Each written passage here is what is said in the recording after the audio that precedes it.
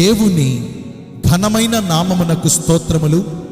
ఈ వాగ్దానమును వింటున్న మీకందరికీ మన ప్రభువును ప్రియ రక్షకుడైన యేసుక్రీస్తు నామములో శుభములు, మా హృదయపూర్వకమైన వందనములు.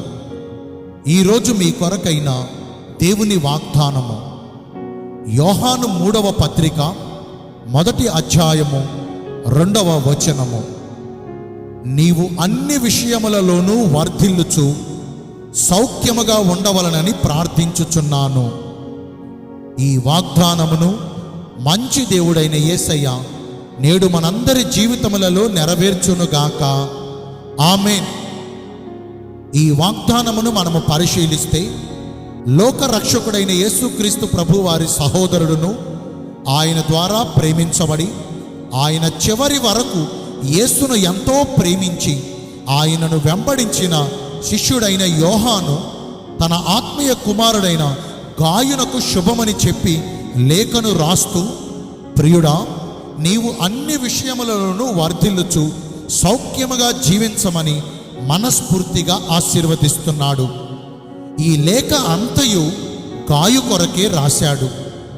ఈరోజు మనందరి జీవితాల్లో కూడా మనము దేవుని ద్వారా ఆశీర్వదించబడి అన్ని విషయాల్లో మేలు పొందుచు వర్ధిల్లాలని కోరుకుంటాము.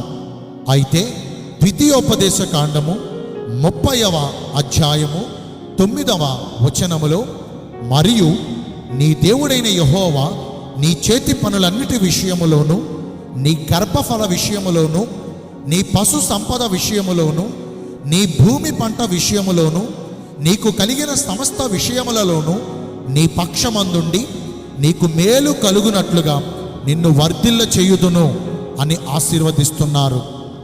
అలనాడు శిష్యుడైన యోహాను తన ఆత్మీయ కుమారుడైన గాయునకు ప్రత్యేకముగా ఉత్తరమును రాసి మరి అతనిని ఆశీర్వదించుటకు గల కారణము, ఈ గాయు సంఘములో ఉన్న వారందరికంటే యోహానుకు ఎంతో ప్రియమైనవాడు. ఈ ఒక్క లేఖలోనే ఉన్న 14 వచనములలో 4 మార్లు ప్రియమైనవాడా అని వివరిస్తున్నాడు. గాయు ప్రవర్తన అంటే యోహానుకి చాలా ఇష్టం. నేడు మనము కూడా దేవునికి ఇష్టమైన ప్రవర్తన కలిగి జీవిస్తే ఆయన మనలను అన్ని విషయాల్లో వర్ధిల్ల చేస్తారు. యోహాను గాయును అందరికంటే ఎక్కువగా ఇష్టపడుటకు గల కారణం, ఈ గాయు మొదటిగా ఆత్మలో వర్ధిల్లుచున్నాడు. దేవుని సన్నిధిలో ఆయనను ప్రేమించుచు చేయు భక్తి క్రియలలో దినదినము అభివృద్ధి చెందుతున్నాడు. మనుష్యుల మెప్పు కొరకు కాకుండా దేవుని మెప్పు పొందునట్లుగా సమస్తమును దేవునికి అనుకూలముగా ప్రవర్తిస్తున్నాడు.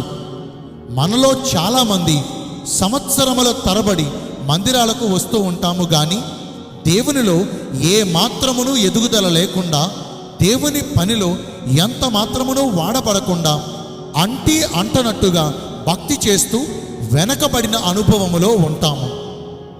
దేవుని చిత్తమును నెరవేర్చుట కొరకు ఈ శరీరమును నలగగొట్టుకుని స్వార్థన ప్రకటన విషయములో ఒగిర్చే రీతిగా భక్తి అనుభవాలను కలిగి ఉండాలి.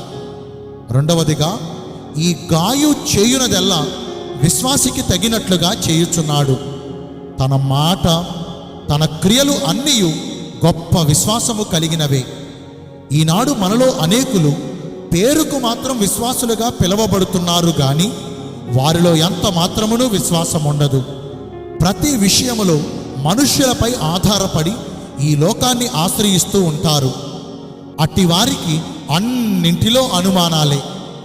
మనమైతే గాయు వలె దేవుని శక్తిని మన పూర్ణ హృదయముతో నమ్మాలి. విశ్వాసము లేకుండా దేవునికి ఇష్టులై ఉండుట అసాధ్యము.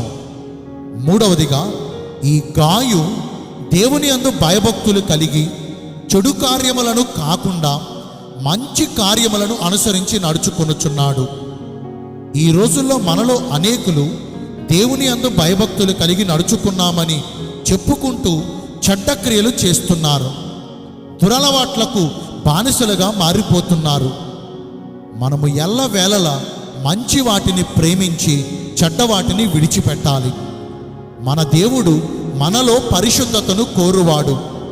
ఈ లోక మాలిన్యము మనకు అంటకుండా ఎప్పటికప్పుడు మన ప్రవర్తన విషయంలో జాగ్రత్తను కలిగి ఉండాలి.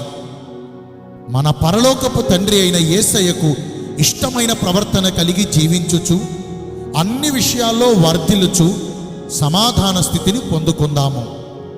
నేను మీ అందరి కోసం ప్రార్థన చేస్తాను.